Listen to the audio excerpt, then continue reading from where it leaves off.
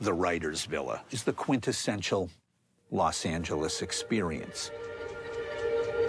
The place was sort of like a bed and breakfast to Hollywood's up-and-coming set. Luminaries like Val Kilmer, Parker Posey, and Johnny Lewis, just to name a few.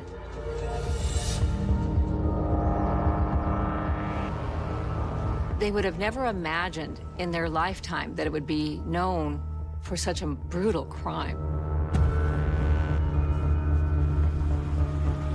I remember the story breaking on the afternoon news.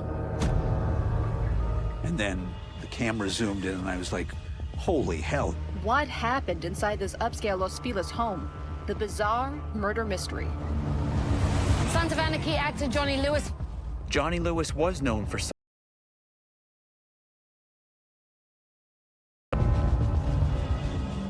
His career just kept going up and up and up as he got older.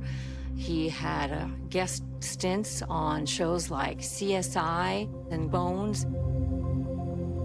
Most of us want to work towards the bigger budget, huge film and television shows, right? That's like the goal of getting in this industry. And finally, it was in 2008 is when he got his big break. Later on, one day, he's trying to clear his head. It was October 30th, 2011. He had decided he was going to take out his motorcycle, go for a ride. He rides his bike about 2 hours away from Los Angeles.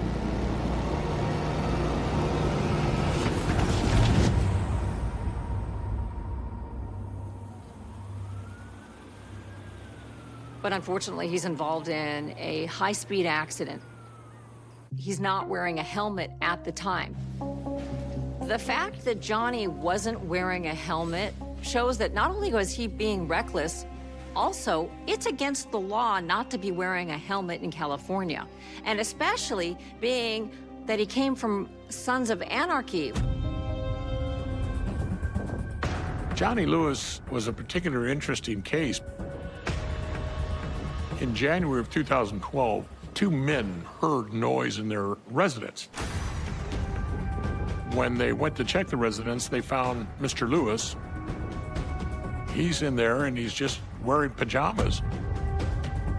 They tell him to get out. An argument ensues. He refuses to leave. Johnny grabs a glass bottle. He hits both guys in the head. One of the men starts fighting back, but it didn't seem to affect Johnny at all. And hitting Johnny in the head several blows with his own fist. Johnny even bites one of the guys. They are ultimately able to overcome him, restrain him until law enforcement got there. He was taken into custody. When they confront him, he concocts a story. He told them, I came in there to save this baby. I heard a baby crying, and I came to save the baby. Well, nobody was in that condo when he broke in. The men weren't there. There was never any baby in that apartment. In the eye of the police officer, it was absurd. In his mind, he was performing a duty of protection and ended up getting the worst of it. He's charged with trespassing, burglary, and assault with a deadly weapon. He's then sent to Twin Towers, that's the jail in downtown Los Angeles. While he's there, his behavior gets even more bizarre. Johnny starts banging his head on the cement walls. He also tries jumping from the second story of the jail. And then after the total of 8 days in custody, his dad bailed him out, and he was back out of jail. After Johnny was released from jail, his father arranged for him to move into the Writer's Villa. The Writer's Villa is this 1920s Spanish-style mansion in Los Feliz.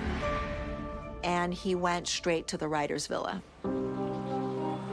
The writer's villa was, for all intents and purposes, those people who were on the far periphery of the great maw of the entertainment industry. I keenly remember the times we had there because it was fun. It was like everybody was riffing off of each other. A lot of the actors and actresses from the show Melrose Place hung out there. And one of the principals of the TV show NYPD Blue, they were friends with all of us. When Johnny was living there, there were massive gargantuan parties. There were multiple roommates. The landlady, Catherine Davis, was legendarily a friend and a patron of the arts. I heard Johnny talk about the writer's villa and Catherine Davis, that she was like a grandmotherly figure to him. It was a cool place where he lived, and he wanted to tell people how cool it was. Unfortunately, Johnny's father doesn't tell Kathy Davis about the bizarre episodes, the brushes with the law, or the violence. And that mistake will cost 2 people their lives. On the 26th of September, which was just 5 days after his release, a neighbor hears some screaming and commotion going on in the backyard of the writer's villa. She then calls for assistance. The police arrive. By the time our officers responded and they started going up the driveway, they saw the body of Mr. Lewis, who was deceased, on the ground, on the driveway, apparently dead of some type of fall off of one of the structures you see in front of us. He was in a supine position with head trauma. And he was pronounced dead at that time.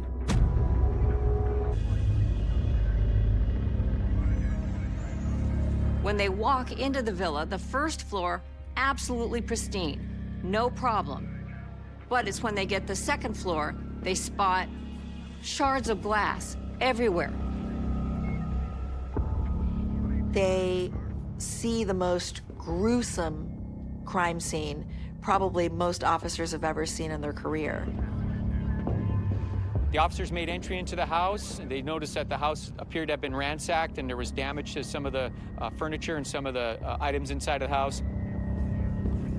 They go to the first room. It happens to be the Red Suite. That is where Johnny lives. They see a rusty hammer with blood all over it.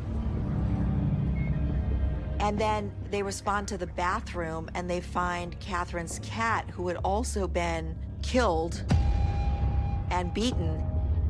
His head was smashed in.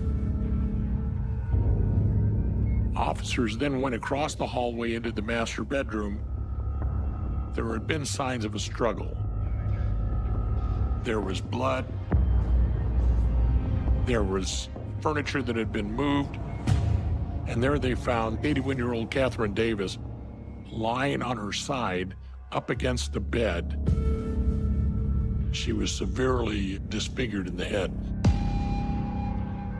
Just very traumatic injuries. It's a very gruesome scene. It's a very senseless crime. Someone that's just defenseless, someone that's in their late years, 70, 80 years of age.